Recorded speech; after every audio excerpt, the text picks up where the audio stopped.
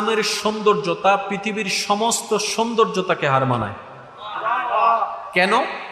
কারণ এই ইসলামটাকে সম্পূর্ণরূপে ডিজাইন যিনি করে দিয়েছেন তিনি হচ্ছেন রহমানুর রহিম আল্লাহ তাআলা সুবহানাল্লাহ।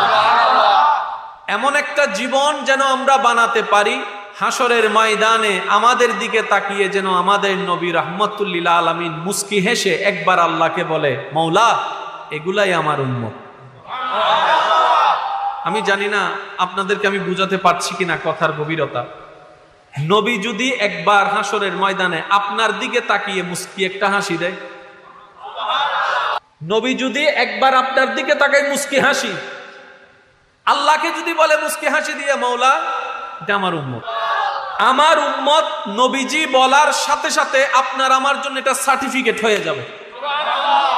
একটা হচ্ছে দাবি করা, যেটা আমরা দাবি করছি।